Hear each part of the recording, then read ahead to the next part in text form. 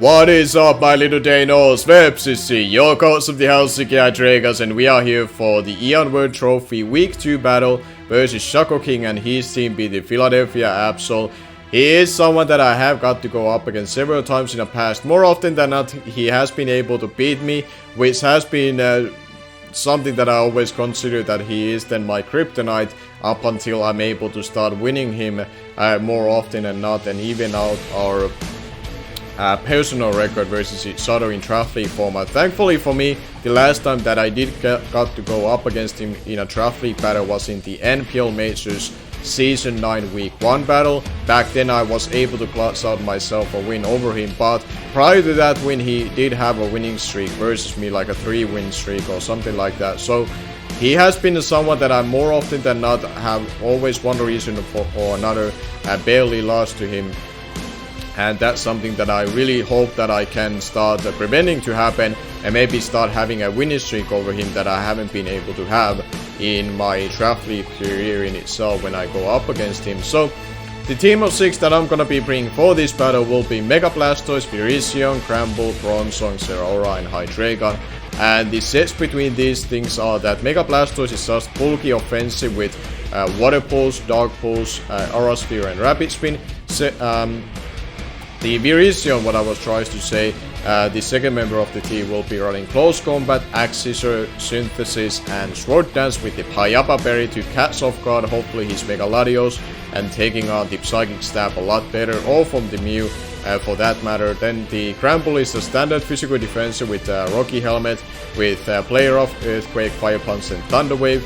Then we have Special Defensive Bronzong with Flash Cannon, Shadow Ball, Toxic and Stealth Rocks. Then we have the Zeraora, starting out the Volt Turn core between it and the final member of the team with Volt Switch. These shots, because I'm lucky and bad and I'm trying to fish for potential paras if they would come into my favor versus something like a Mega Blastoise, for example, it can be huge to get at that 30% para, so the Mega Latios will not be able to outspeed things like Mega Blastoise anymore.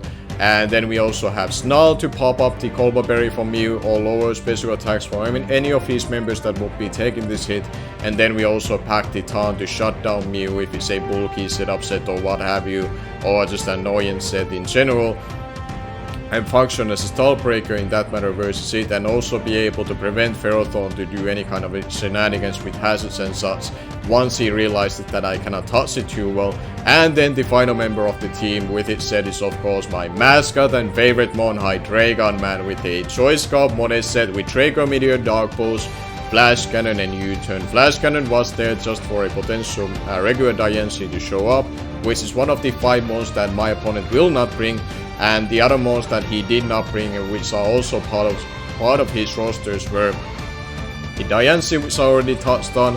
Then we have Darmanitan that he also had. Then he also had Drapion, Shuckle, funnily enough, as his personal mascot. And then he also had Archeops. So those were the 5 mons that he did not decide to bring.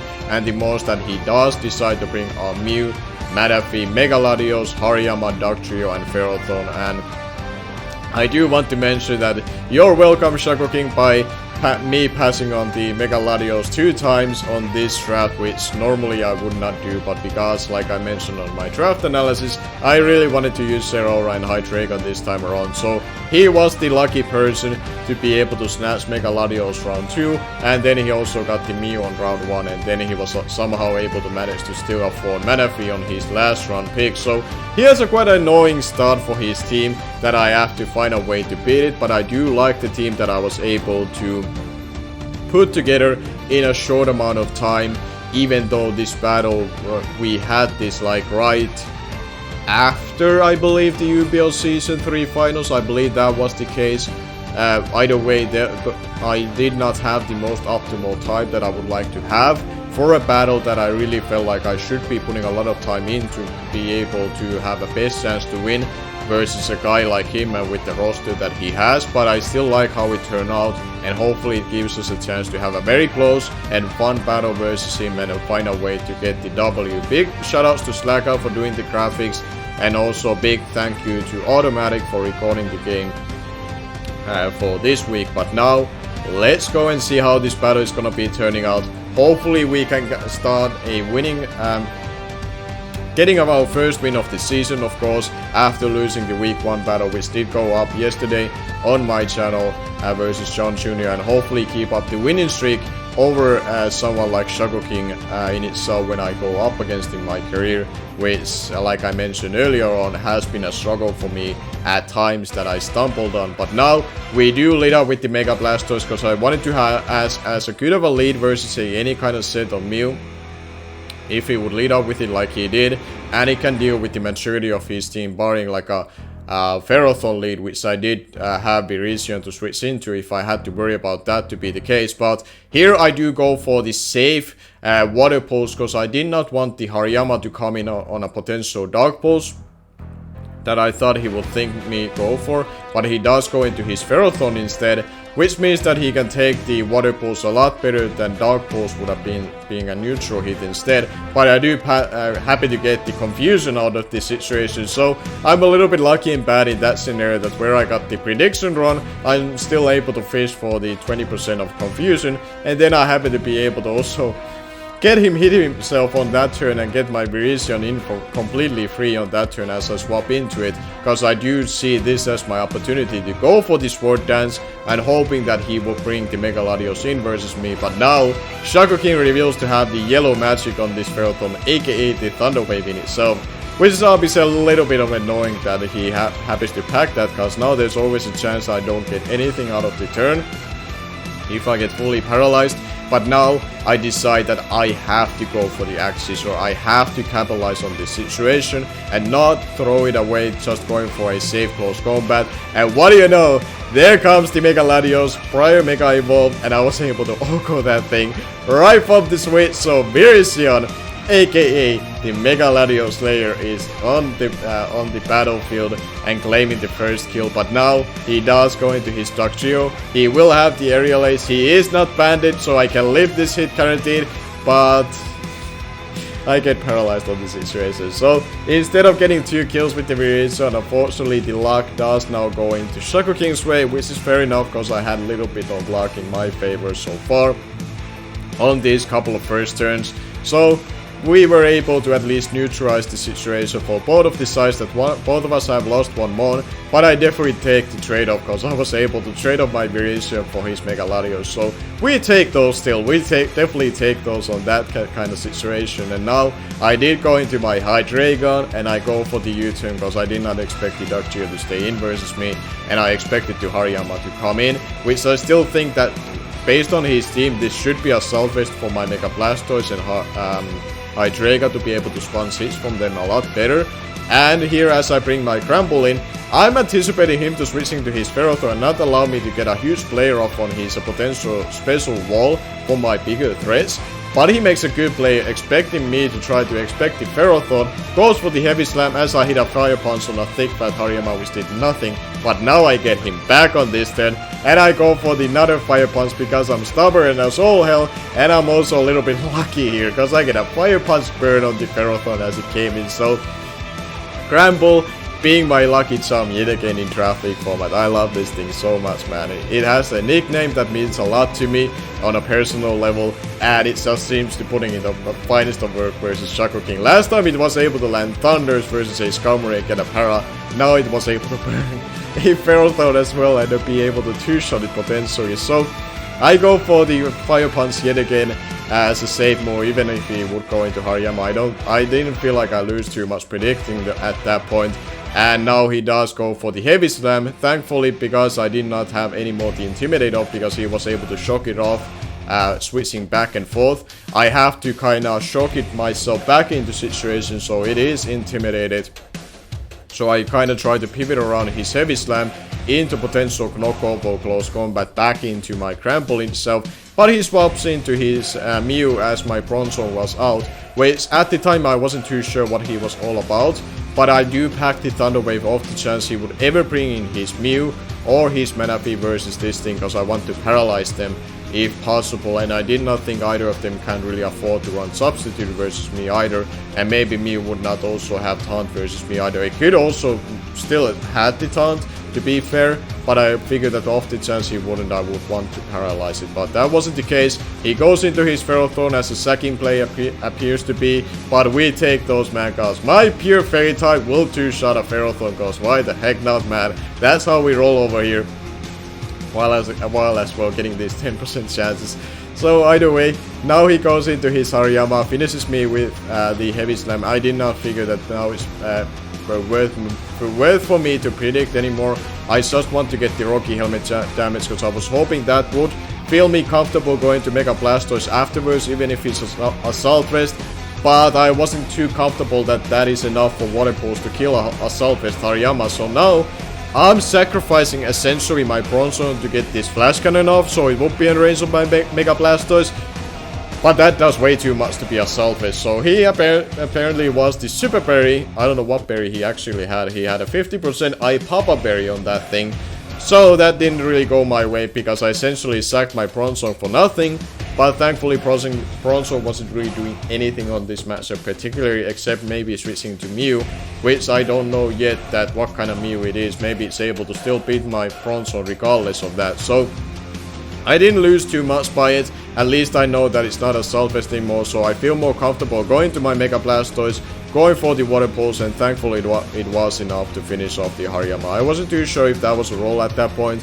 Hopefully it wasn't, so I did not just get lucky and bad again. But we were able to finish it off like that. And now he does go into his Manaphy, and now I just make a hard swap into my Zeraora, knowing that even though he would go for the Tail Claw and going for a raw Dark Pulse would be tempting because of that, it's better for me to position myself properly versus the Manaphy and go for the Volt Switch. Even if the Dugtrio comes in, I have the Shed Shell on it, and that just gives me more momentum into my Hydreigon if he banks on me not to be Shed Shell, and he appears to be that, or doing that he's banking on me being not the Shed Shell set in itself, and he would be like a Choice Scout Dugtrio to try to revenge kill me, but that is not the case, and now he does confirm that he is Choice Scout, cause I am Choice Scout Hydreigon myself, so he was locked into that move, and he is willing to trade this one off so he can get up either his Mew or more likely the Manaphy in for free. So we just finished this thing off with 2 Dark Pulses. He had a lot of HP investment on that guy, even though Dugtrio should not supposed to be bulky by any means. It has a decent SPDEF, and if you give it a little bit of HP, apparently it can eat a couple of Dark Pulses even from Hydreigon, but it doesn't matter when he's locked into a move that cannot literally touch me. So I also locked myself into Dark Pulse because I did not want to drop a Draco and give this thing an even easier time to get up a Tail Claw versus it afterwards. So I did the same thing as the last time, because again I really anticipate him to have Wakam Berry, because that really makes only sense, to be honest. And I was able to get that one right, and now because he doesn't have the Dugtrio, I do get my free Volt Switch and be able to pop it. And now I'm in a situation where I try to figure out, okay, how do I not choke this one away? How do I ensure the fact that I'm able to get past this Manaphy without losing too much, and I can still beat the Mew in the back? And I decided that Zeraora and Hydreigon should be the ones that I need for this late game, so I try to pivot around this Manaphy. First get up the Volt Switch, which I already did, allow my Mega Blastoise to take the one hit, try to bank at that, he clicks the Energy Ball thinking that I will sack it, and then I still get the one U-turn chip that I feel like, okay, that should be now guaranteed range of these shots, unless he's like max HP and max SPDEF or something in that nature. So I made it very safe in that regard, even though I could have potentially preserved my Mega Blastoise still as another way to kill the Mew, but I figure that it's more important for me to get past this Manaphy guaranteed, and then bank on the fact that Zeraora and Hydreigon should be enough to beat that Mew, no matter what it is in the back. So that's basically how I wanted to play this late game, even though differential wise I may have given up a potential differential if I do end up winning, but this is what I wanted to happen besides the crit.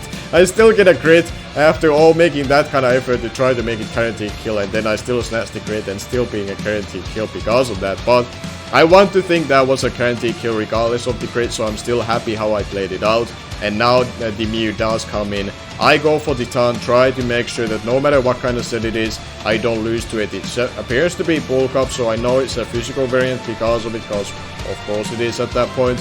And I do go for the Snarl on that turn because I don't know his item. I'm still anticipating and worry about being a Colbur Berry, so off the chance I need my Hydreigon in the back, come in on it and finish it off with a Dark Pulse if Zeraora comes short with doing that. I wanted to make sure that the Colbur Berry was not in my way, but he has leftovers on it, so now I start clicking buttons with these shots. It should be like, okay, this is where I just click buttons.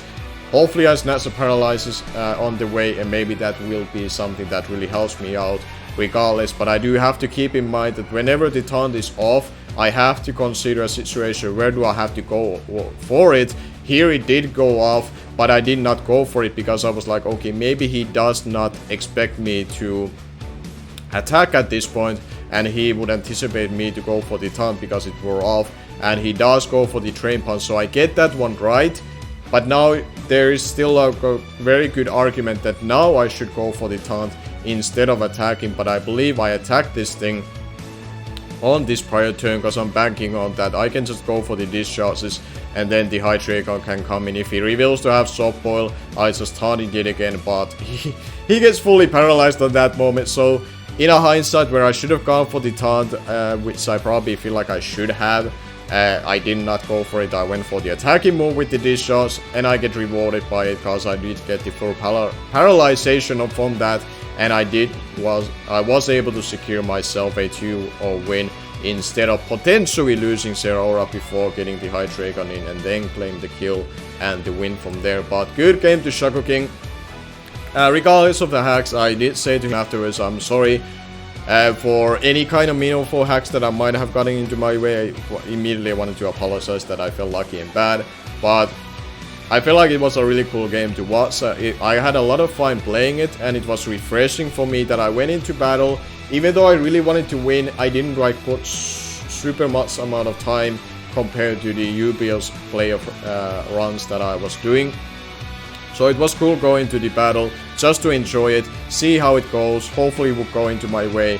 And honestly, I feel like both of us made some really good plays, especially the Cramble Hariyama extensor was something that I really enjoyed, because both of us tried to catch each other back and forth, predicting, and in the end I was able to get most out of the situation, even though he did get his predictions right versus me as well. So cool game. Good game to him. I'm sure he's gonna be making the playoffs. Like before even the draft started, once I saw him signing up for this season and got invited in, I figured that he's gonna be definitely a playoff contender. I don't see a way that he doesn't end up being there. So if I'm gonna be able to, and hopefully I'm able to make my own playoff run, there's a good chance we have to go up against versus 10. And it's gonna be a very tough fight for sure to look up to into the future if things line up for us to having to face each other eventually over there. But make sure to check his point of view of the battle. He should be uploading today, ideally at the same time as I am as well. We are trying to make it sure that that would be the case, that we upload it on the proper day and the proper time. So make sure to check him out, see from his point of view what kind of actual sets he had, and make sure to subscribe to him, because if you want to know more about Draft League format, how to get better, he's definitely someone to go look up to as well, and learn from him, from his knowledge of the game itself. But good luck to him for the rest of the season. Hopefully we get to play again for sure. I always enjoy to go up against him. I find it a really fun challenge for myself. And until next time around for week 3 battle, and look out for this Sunday, there is a new Draft League for my behalf. I'm not gonna be spoiling yet, but stay tuned for that. And until that Sunday, and until the next Wednesday for the week 3 battle of the Eon World Trophy, thank you all for watching, and until then, I'm gonna be seeing you guys later.